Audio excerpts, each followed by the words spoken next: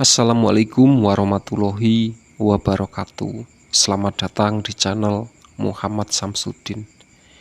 Di kesempatan kali ini saya akan bercerita tersesat di Candi Borobudur. Sebelum masuk ke ceritanya, jangan lupa subscribe dulu ke channel ini. Selamat mendengarkan. Candi Borobudur adalah salah satu bangunan bersejarah di Indonesia, merupakan satu keajaiban dunia. Tapi ternyata candi ini juga banyak menyimpan cerita misteri sendiri. Salah satu teman akan berbagi kisah aneh yang dia alami di Borobudur. Selamat mendengarkan. Aku Gibran, pekerja swasta yang tinggal di Jakarta. Kali ini aku akan menceritakan pengalaman aneh yang aku alami ketika sedang berwisata di teman kampus sewaktu kuliah dulu. Peristiwa ini terjadi tahun 2005. Waktu itu aku masih mahasiswa tingkat 2 di salah satu universitas di Palembang.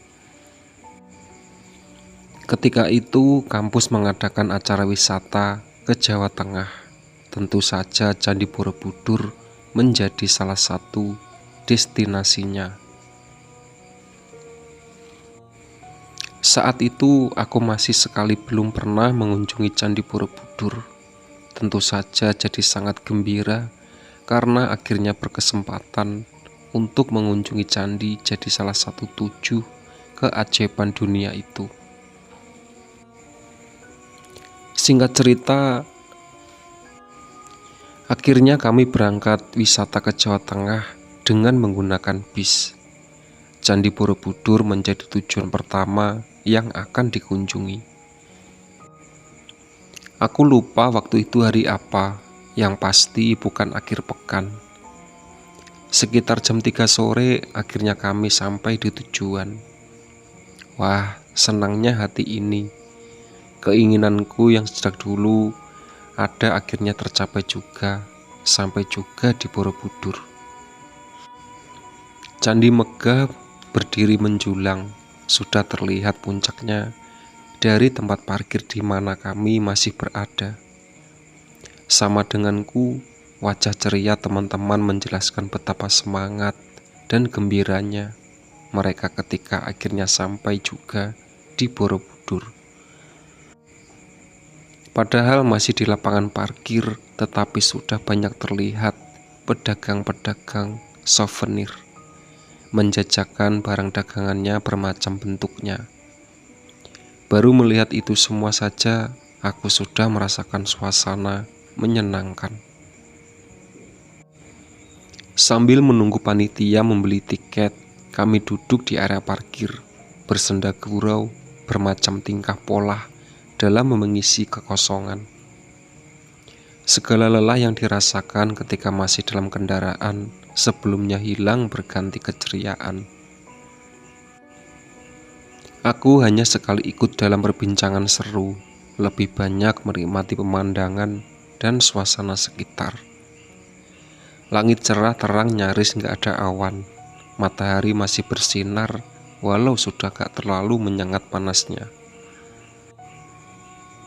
Semilir angin bertiup membelai tubuh serta wajah, memejamkan pikiran, menghempas resah dan lelah. Gak habis senyumku merasakan semua. Entah dari mana sumbernya, sayup-sayup kedengaran juga musik gamelan Jawa, melantunkan irama khas. Lagi-lagi aku menyukainya. Kalau diperhatikan, pengunjung Candi Borobudur hari itu gak terlalu ramai. Mungkin karena bukan akhir pekan atau juga libur panjang. Hanya ada beberapa rombongan wisatawan lokal yang bergerombol. Terselip juga turis mancanegara di beberapa sudut. Tapi walaupun begitu, gak juga bisa dibilang sepi. Suasana wisata masih sangat terasa. Di tengah asiknya menikmati semua, perhatianku sedikit teralih ke beberapa orang yang terlihat di kejauhan. Beberapa orang ini awalnya muncul satu persatu, nggak bebarengan, tapi lama-kelamaan jadi beberapa. Cukup banyak jumlahnya, nyaris semua laki-laki. Kenapa aku tertarik memperhatikan mereka? Dari cara berpakaiannya. Mereka semua mengenakan pakaian khas Jawa, lengkap dengan blangkon di kepala. Ada yang mengenakan baju khas yang biasanya aku hanya melihat di pengantin Jawa. Tapi orang-orang yang berpakaian baju Jawa hanya sedikit, hanya beberapa saja. Dari semua yang paling banyak terlihat adalah orang-orang yang hanya bercelana pendek sebatas lutut, bertelanjang dada, dan melangkah berjalan tanpa alas kaki. Mereka semua datang dari arah yang sama dan sepertinya berjalan menuju arah di mana Candi Borobudur berada. Seperti karnaval, aku melihatnya seperti itu. Biasanya kalau karnaval akan kelihatan dari pakaian yang dikenakan masih baru dan juga pesertanya memakai rias wajah tebal. Tapi kalau ini enggak, polos saja. Mereka seperti sedang memakai pakaian yang biasa mereka kenakan sehari-hari. Sepertinya memang seperti itulah cara mereka berpakaian. Aku terus memperhatikan rombongan itu dari saat datang sampai beberapa mereka dari menghilang, terhalang jarak pandang. Aku bertambah yakin kalau tujuan mereka memang Candi Borobudur. Kalau memang mereka berjalan di arah di mana lokasi candi berada. Yang paling aneh, aku melihat kalau para wisatawan dan orang-orang yang ada di sekitarnya seperti nggak menyadari kehadiran mereka. Acuh aja. Padahal sangat menarik perhatian, tapi semua seperti nggak peduli. Seperti nggak melihat kehadiran mereka. Kan aneh. Gibran, ngelamun aja kau. Ayo masuk. Suara ajakan Melvin membuyarkan lamunanku. Benar yang Melvin bilang, kami sudah bisa masuk karena tiket sudah tersedia. Lalu aku bangun dari duduk, kemudian berjalan bersama teman-teman masuk ke lokasi candi. Sambil berjalan itu, aku masih dapat memperhatikan rombongan tadi dari kejauhan. Aku melihat beberapa orang yang paling belakang terus berjalan beriringan menuju candi. Pada mau ngapain sih orang-orang itu? Setelah melewati pemeriksaan tiket di pintu masuk, kami lalu berjalan menyusuri jalan yang ternyata berbeda situasinya dari tempat parkir di luar tadi. Kali ini lebih ramai, lebih banyak wisatawan. Sambil berjalan, aku sudah bisa melihat Borobudur yang berdiri megah. Puncak stupa yang terlihat dari kejauhan menjadi pemandangan sangat indah. Sungguh merupakan satu peninggalan keajaiban sejarah yang menakjubkan. Sedikit menyinggung sejarah, Candi Borobudur diperkirakan mulai dibangun pada abad ke-9. Yang mana saat itu wilayah Magelang dikuasai oleh dinasti Sailendra yang dipimpin oleh Raja Samaratunga. Raja bertitah untuk membangun sebuah pembangunan candi yang kala itu dipimpin oleh seorang arsitek bernama Gunadarma. Tanpa bantuan kecanggihan teknologi masa kini, Gunadarma menggambar Candi Borobudur yang luasnya mencapai ratusan meter persegi itu. Dari pembangunan tersebut, Borobudur dapat diselesaikan dalam waktu 50-70 tahun kemudian, yang mana konon katanya Gunadarma sendiri nggak bisa melihat hasil akhirnya. Begitulah menurut sejarah yang pernah aku baca. Dan yang paling menakjubkan katanya, pembangunan candi ini megah ini hanya menggunakan tenaga manusia. Batu-batu besar dan sebanyak itu diangkat dan disusun menjadi bangunan tinggi dan besar hanya menggunakan tenaga manusia. Semakin dekat jarak dengan candi, aku semakin takjub. Tapi sebentar, kemana orang-orang yang menarik perhatianku tadi?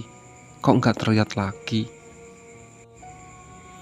Padahal tadi mereka menuju ke tempat yang aku tuju, berjalan lewat jalan yang aku lewati juga. Jumlah mereka banyak dengan cara berpakaian yang menarik perhatian. Jadi nggak mungkin kalau di dalam lokasi candi tiba-tiba nggak kelihatan. Menurutku nggak mungkin. Tapi ya sudah, hanya sebatas itu rasa penasaran. Selebihnya aku menikmati suasana siang menjelang sore. Setibanya kami di lokasi Candi Borobudur bercengkrama bersama teman lainnya. Langit biru cerah semakin pekat. Panas hari semakin berkurang seiringnya bergulirnya sang surya menuju ufuk barat. Wajah ceria wisatawan menjadi pemandangan lainnya. Banyak yang sambil berfoto mengabadikan momen ini. Yang tadinya berjalan bersama entah di bangunan tingkat berapa, akhirnya aku berpisah dari Melvin dan Kiara. Lalu berjalan sendiri mengelilingi candi sambil terus memperhatikan setiap detailnya. Mulai merasa agak lelah di bagian timur Borobudur, aku istirahat sejenak, duduk melepaskan kaki yang mulai agak pegal. Di tempat aku duduk ini pemandangannya sungguh indah, pandangan lepas jauh, depan tanpa halangan. Langitnya sudah tak seterang saat kami tiba tadi, tapi masih dapat menerangi dataran luas di sekeliling candi. Tapi pandanganku terhenti di satu bagian halaman candi yang letaknya sedikit agak ke selatan. Di sana aku melihat pemandangan yang begitu menarik perhatian. Ada sekelompok orang yang sedang berkumpul, jumlahnya puluhan. Mereka berdiri membentuk barisan dipimpin oleh beberapa orang yang berdiri di depan. Beberapa orang yang sepertinya sebagai pemimpin yang sedang memberi pengarahan ini berpakaian baju Jawa, lengkap dengan kain hitam atau belangkonnya. Sedangkan mereka yang berada di depan, yang jumlahnya jauh lebih banyak, hanya bercelana pendek selutut. Ada sebagian juga mengenakan kain terlilit di pinggangnya dan tanpa mengenakan alas kaki. Mereka semua adalah orang-orang yang aku lihat di luar tadi, yang berbondong-bondong masuk ke dalam lokasi candi. Aku sangat yakin. Pada ngapain mereka di sini ya? Aku bertanya sendiri dalam hati. Cukup lama aku memperhatikan, cukup lama aku duduk di tempatku, diam sendirian. Cukup lama juga sampai akhirnya baru menyadari kalau ada yang aneh di sekitarku. Ternyata aku tak melihat ada satu orang pun yang ada di dekatku, kosong. Ada yang aneh lagi, ternyata langit sudah berubah warnanya, berangsur memerah dan semakin memerah menuju gelap. Seperti senja yang datang tiba-tiba, padahal baru jam 4:30 sore. Mungkin aku turun hujan, pikirku begitu dalam hati. Berdiri dari duduk, aku lalu melangkah menuju bagian candi di sisi lain. Coba mencari orang selain aku. Nggak ada. Aku nggak melihat siapapun, nggak bertemu siapa-siapa.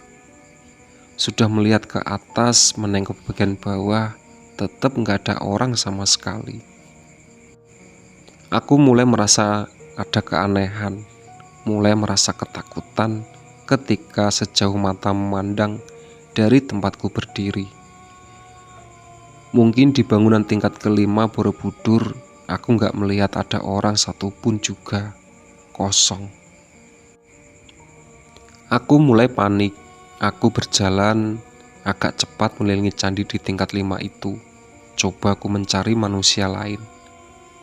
Sementara langit semakin gelap, layaknya sewaktu mendekati malam. Nggak ada orang di atas candi. Di halaman di kejauhan, aku melihat ada orang sama sekali.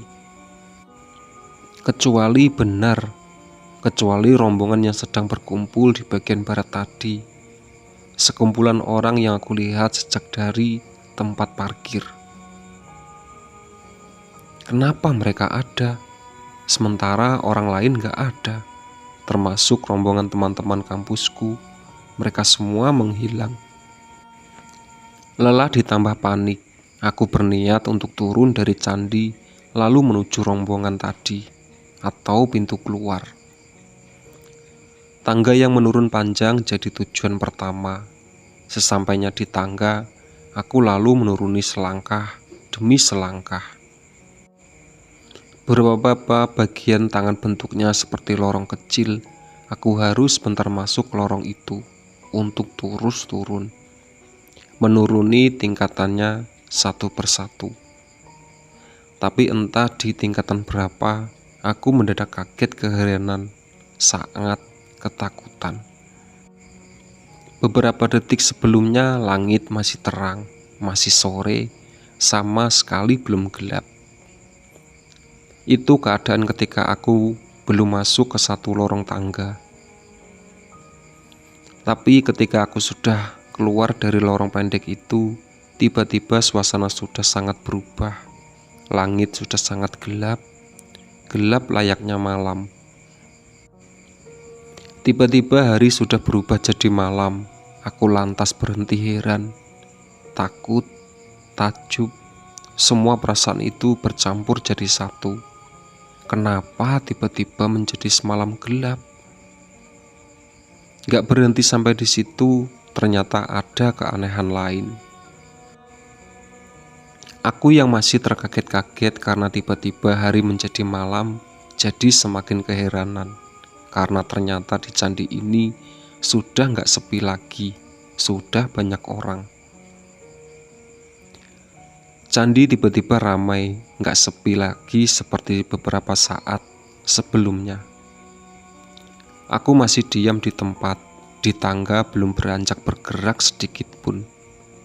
Terus memperhatikan sekeliling yang sungguh sangat membuatku keheranan. Aku semakin gak habis pikir ketika sadar kalau ternyata walaupun ramai, tapi gak ada satupun orang yang aku kenali. Gak ada teman kampusku yang warawiri, gak ada. Yang membuat aku sangat keheranan, gak hanya itu, ternyata semua orang-orang ini berpenampilan sangat khas. Khasnya gimana? Mereka semua gak ada yang berpakaian masa kini. Mereka semua berpakaian layaknya orang-orang Jawa zaman dahulu kala. Sontak aku jadi teringat dengan rombongan orang-orang yang aku lihat di parkiran tadi. Mereka masuk ke dalam lingkungan candi. Lalu aku melihat mereka berkumpul di bagian barat candi sebelum hari tiba-tiba berganti malam. Kenapa aku ingat mereka? Karena perawakannya sama, pakaiannya sama, bahkan beberapa wajahnya aku kenali. Orang-orang yang hanya bercelana pendek, bertelanjang dada, dan tanpa alas kaki, bertampang dekil, berpeluh keringat, adalah orang-orang yang paling banyak kelihatan. Sementara sebagian kecil orang berpenampilan lebih rapi, mengenakan pakaian lengkap dengan blangkon atau kain penutup kepala. Mereka hanya berdiri memperhatikan orang-orang yang bercelana pendek itu bekerja. Aku bisa kesimpulan kalau orang-orang bercelana pendek telanjang dada dengan tubuhnya yang berpeluh keringat itu adalah para pekerja. Aku melihat kalau mereka ada yang berjalan mengangkat batu, ada yang memukul-mukul batu besar, ada yang beramai-ramai sedang menarik mengangkat batu besar dengan tali. Aku yakin mereka para pekerja yang sedang diawasi pekerjanya oleh mandor. Mereka yang berpakaian lebih bersih dan rapi. Ada beberapa pekerja yang melintas di dekatku, berjalan ke kanan atau ke kiri dengan memanggul batu besar. Entah mau dibawa kemana. Semuanya sangat nyata, sama sekali nggak seperti mimpi. Aku merasakan semuanya, melihat semua ini nyata. Aku terus diam memperhatikan sampai akhirnya ada seorang laki-laki yang datang mendekat. Sosok laki-laki tinggi besar, berkumis, mengenakan pakaian khas Jawa dengan ikatan kain berwarna hitam melilit di kepalanya. Dia datang dengan berjalan agak cepat, lalu berhenti tepat di hadapanku. Kemudian berbicara dengan bahasa Jawa yang sama sekali aku nggak mengerti. Satu kata pun aku nggak paham apa yang dibicarakan. Tapi aku yakin kalau dia bicara menggunakan bahasa Jawa dengan logat kental khasnya. Laki-laki itu terus saja berbicara, wajahnya menatapku tajam. Sambil sesekali tangannya menunjuk-nunjuk ke bawah, menunjuk ke tangga bagian bawah. Oh, baiklah, aku mengerti. Sepertinya dia menyuruhku untuk menuruni tangga, turun dari atas candi. Aku berpikir seperti itu, aku mengangguk, lalu menuruti perintahnya untuk menuruni tangga. Satu persatu anak tangga aku turuni dalam perjalanan menuju bawah sambil terus memperhatikan sekitar, menyaksikan kesibukan para pekerja yang sedang melakukan pekerjaannya masing-masing. Sebenarnya apa sih yang mereka kerjakan? Ketika aku sudah sampai di bawah di halaman candi, aku akan mengerti semuanya. Gak ada rasa takut, gak ada perasaan was-was.